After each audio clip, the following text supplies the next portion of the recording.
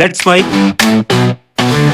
Day special. नमस्कार, let's mic में आपका स्वागत है। डे स्पेशल के साथ मैं राखी जैन। इतिहास की किताबों में नाम बहुत मिलते हैं, लेकिन कुछ नाम पन्नों से निकलकर दिल में जगह बना लेते हैं। वो सिर्फ अपने समय की नहीं, आने वाली पीढ़ियों की भी प्रेरणा बन जाते हैं। 13 अगस्त 1795, आज से ठीक 230 साल पहले मालवा की रानी, प्रजापालक, अद्वितीय शासक और धर्मपरायण दानवीर महारानी अहिल्याबाई होलकर ने इस दुनिया को अलविदा कहा। लेकिन उन्होंने जो इमारतें, जो नीतियां और जो उदाहरण छोड़े, वो आज भी जीवित हैं।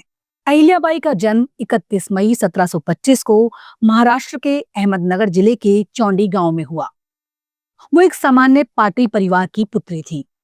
पिता माणकोजी शिंदे गांव के मुखिया थे और माता सुशिक्षित एवं धार्मिक प्रवृत्ति की थी। उस समय की परंपरा के अनुसार लड़कियों को औपचारिक शिक्षा कम ही दी जाती थी, लेकिन अहिल्याबाई ने बचपन से ही पढ़ने लिखने में रुचि दिखाई।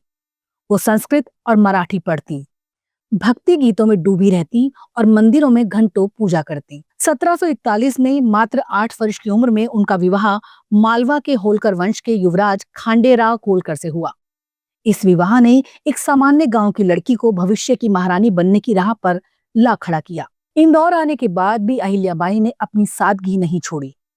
वो महल में रहते हुए भी आम लोगों से जुड़ी रहीं, उनकी समस्याएं सुनती और मदद करती। 1766 में खांडेराव होलकर युद्ध के दौरान मारे गए। अहिल्याबाई विधवा हो गईं, लेकिन उनका जीवन नहीं रुका। पुत्र मालेराव होलकर ने राजगद्दी संभाली, लेकिन दुर्भाग्यवश 1767 में उनकी भी मृत्यु हो गई। अब राज सिंहासन खाली था। मंत्रियों और सरदारों ने सलाह दी कि रानी शासन न करे, लेकिन अहिल्याबाई ने दृढ़ निश्चय किया वो खुद गद्दी संभालेंगी। 1767 में उन्होंने मालवा की गद्दी संभाली। ये वो दौर था जब भारत पर मराठा साम्राज्य का दबदबा था, लेकिन राजनीतिक अस्थिरता और लगातार होते युद्धों ने प्रजा को परेशान कर रखा था। अहिल्याबाई ने प्रशासन में न्याय, पारदर्शिता और प्रजा के कल्याण को प्राथमिकता दी। वो सुबह दरबार लगाती, आम लोग बिना झिझक अपनी समस्याएं लेकर पहुंचते और फैसले तुरंत सुनाए जाते। अहिल्याबाई की प्रशासनिक नीतियां आज भी मिसाल मानी जाती हैं। उन्होंने कर प्रणाली को सरल और न्यायपूर्ण बनाया, किसानों से वसूली कम की और बाढ़, सूखा जैसी प्राकृतिक आपदाओं में कर माफ कर दिए। व्यापार को बढ़ावा देने के लिए सड़कों और पुलों का निर्माण कराया। कानून व्यवस्था सख्त रखी, अपराधियों को दंड, लेकिन गरीबों को संरक्षण। उस समय समाज में कई कुप्रथाएं थीं, जैसे बाल विवाह, सती प्रथा और महिलाओं की अशिक्षा। अहिल्याबाई ने विधवा महिलाओं के पुनर्विवाह को प्रोत्साहित किया।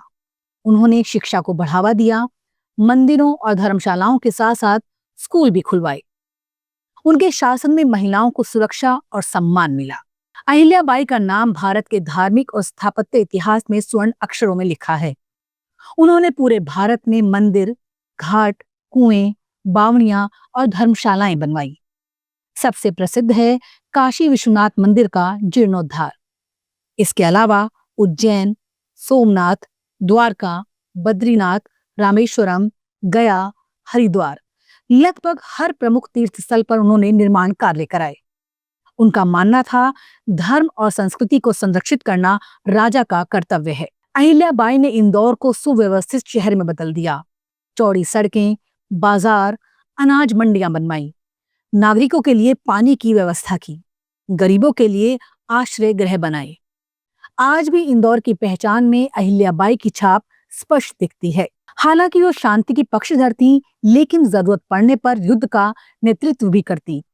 उन्होंने मराठा साम्राज्य के हितों की रक्षा के लिए रणनीतिक फैसले लिए, सीमाओं की सुरक्षा पुख्ता की।